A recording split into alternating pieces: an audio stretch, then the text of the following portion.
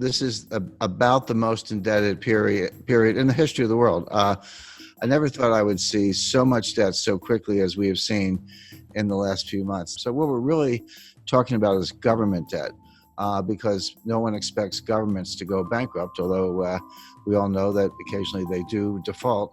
We've seen many cases of that, but certainly not the United States or the UK or Spain or France. No one expects any of those countries to default anytime soon.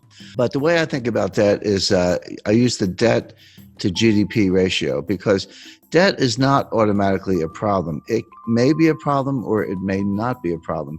It all depends on how much income or output you have to service the debt. So just to give a simple example, let's say you have a credit card and you have a $50,000 balance on your credit card. You owe the bank $50,000. Is that a problem?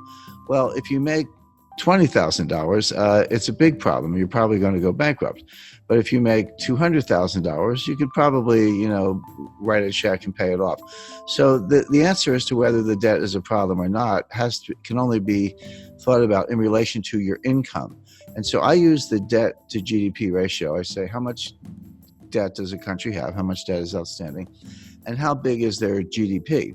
And when you use that ratio, if you're at, say, 30% or even 40%, that's a comfortable ratio. Yes, you have some debt, but you also have, say, a strong economy and your ability to service the debt by collecting taxes or other sources of revenue is very reasonable, and that debt level is sustainable. But when you get up to 60% happens to be the level under the Maastricht Treaty, where the members of the European Union are not supposed to have debt in excess of 60% of their GDP. Now, many of them do. I'm not saying this is a hard and fast rule, but that's where Angela Merkel gets a little bit upset when you're above 60%. And Spain and France and some other, Italy certainly are above that threshold. But there's another threshold that's important, which is 90%. And 90% comes out of the research of Ken Rogoff and Carmen Reinhart. And what they've shown in developing markets, developed markets throughout the 20th century, recently, in the distant past, no matter where they look, once a country gets above 90% debt to GDP, a couple things happen. Number one, debt is no longer productive. The idea of borrowing is I'll borrow $1. I'm going to do something with that money. Huh? Yeah, I'll borrow the $1, I'll spend the $1, but I'll get $1.20 of GDP because, I'll spend it on something, but then the recipient, he'll spend it, and then someone else will spend it. And by what's called velocity, or the turnover of money, you'll actually get more than you borrow. That's Keynesian economics, very simplified version of it. But what Rogoff and Reinhart have shown is once you get past 90%, that's no longer true. You borrow $1 and you spend $1, but you might only get 90 cents or 80 cents of GDP. In other words, you reach a point where you cannot borrow your way out of debt. You cannot borrow your way to get enough productivity to get out of debt. And then you're sort of in a doom loop or a death spiral. Well, I mentioned 30% is comfortable, 60% is a problem in Europe, 90% is this critical threshold. The United States today is at 106%. But we are very rapidly moving to 120%. When you take the additional $5 trillion of new deficit spending that the Congress has approved and put that on top, and bear in mind, the GDP has gone down, right? So your denominator is shrinking, your numerator is going up, which means the fraction is going up, and now the debt is well in excess of 100%. It's actually coming into 120%. So all of a sudden, the United States starts to look like Italy, or for that matter, Lebanon or Japan, which is the highest of all. Now, the modern monetary theorists, MMT, modern monetary theory, whom I completely disagree with. I know a lot of them. I know Stephanie Kelton. She's a big brain. She's one of the thought leaders. She has a new book coming out. They say, so what? They say it doesn't matter. That you can take your debt to GDP ratio to not only 100%, but 200%, or in theory, even 300%. It just doesn't matter for two reasons. Number one, you can always print the money to pay off the debt. By the way, everything I'm talking about does not apply if you're borrowing in a different currency. If you're Argentina and you print pesos, but you're borrowing in dollars, that's a problem because you can't print dollars. But of course, the United States can print dollars. The ECB can print euros. Bank of Japan can print yen. And if that's the currency of your debt, just print up the money. What's the problem? And they have other solutions. If inflation starts to take off, just raise taxes. I'm not so sure about that. You've borrowed yourself into oblivion. You get inflation, and you think you can tax your way out of it. That doesn't sound like a very good way to go. But the bottom line is that all the countries, starting with the United States, but all the major developed countries, are now in these sky high and rising debt to GDP ratios. Now the question is, what's going to happen next? Interest rates are extremely low. The central banks have made them low. So the debt service is not that great. The debt is huge, but if you're only paying, a fraction of 1%, it's not as if you're incurring a lot of interest expense, which of course adds to the deficit. So that's the first thing. We don't have inflation. People who say that, the money printing that the central banks are doing to buy the debt, which they are, is inflationary. That's not true. That's a kind of gross misunderstanding, comes out of Milton Friedman, et cetera. It's not true. What does cause inflation is velocity, which is the turnover of money. People lose confidence in money, and they spend it, and someone else gets it and they spend it. Everyone's spending it because they want to run into hard assets, land, gold, silver, fine art, real estate, et cetera, or just buy a car because they think the price is going up, or a refrigerator, whatever it is. If you get that kind of velocity, inflation can happen very quickly. And we saw this in the late 1970s. So the real warning is not that any of these countries are going to default on their debt. They're not going to default on their debt because they can print the money. The danger is inflation. Now, if you said, do I see inflation right now? Absolutely not. We're going to see deflation, which is a different kind of danger. Deflation causes debt defaults because Japan has been trapped into that for 30 years. Yeah, and Japan's been in a depression, in my view, since 1990. My view, the U.S. has been in a depression since 2007. We're in our second lost decade. Japan's entering their fourth lost decade. But it's as if all the countries in the world are getting more and more like Japan. I had a meeting with Sakakibara-san. He was very famous in the 1980s. He was known as Mr. Yen. He was an assistant finance minister in Japan, but he was called Mr. Yen.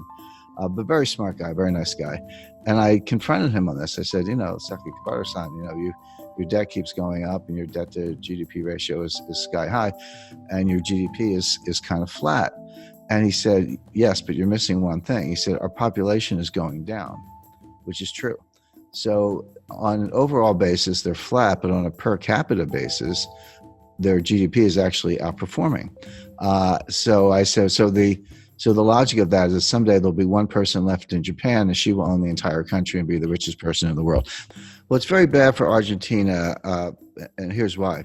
If you, or Chile for that matter, if you borrow in dollars and then we have deflation, what does that mean? It means the value of cash is going up, but it also means the value of the debt is going up. So even if you have very low interest rates, which we do, when you borrow in dollars and the dollar is worth more, that's what deflation is. Your dollar is worth more. That means your debt is also worth more, meaning you owe more debt in real terms. The nominal debt's the same. So if you borrow 100 million, you owe 100 million. That doesn't change. But if you have deflation, so that the 100 million is actually more valuable. See, this hasn't happened since the 1930s. People don't understand. No one alive has really lived through a strong deflationary period. A lot of us have experience with inflation. We had it in the United States in the late 70s, and you're right, Argentina's had it on multiple occasions, and we can name other countries. People have a sense of what to do in inflation, but no one alive has experienced serious deflation since the 1930s. And if you did, you're 95 years old today. So people don't really understand it. But one of the things it does, it makes the real value of debt go up. So in real terms, you owe more money. So if you were in trouble to begin with and you borrowed money to get out of trouble, but the value of the debt goes up, now you owe more money. Now where do you stand? It may not show up in interest payments, but every dollar becomes more and more difficult to get. The dollar's worth more. So what it means is that you see a strong dollar. Now, your local currency could be weaker against the dollar. That's true. That could help exports. It could help tourism. So, there's no tourism right now. There's Yeah, not going to be more tourism. well, you make a good point. There is no tourism today. I'm on a mountain, and you're in a home or studio or someplace. So right, there's no tourism going on today. But assuming it comes back next year, if you have a really strong dollar, in theory, an American could, or European for that matter, could look at Argentina. I've been to Argentina many times. It's one of the most beautiful countries in the world, and nice people, great restaurants. So, but it could look kind of like a bargain to somebody with a very strong currency. Sure. But that's not really Argentina's problem. Argentina needs more high-tech industry, more high-value-added industry. It needs to break out of what's called the middle income trap, where you get to a certain point, but you can't get past that point because you can't just do it with assembly style manufacturing jobs. You need high value added jobs. You need technology is what you need. And all the developed economies are facing the same issue. That applies to all of Latin America, Chile, Mexico, Colombia. Correct, but it applies to most of Asia as well. This is China's problem. China's not going to continue the kind of growth we've seen over the last 20 years because they've used up that. When I studied development economics in the 1970s in graduate school, and we used to think that the hard part of development economics was getting from low income to middle income.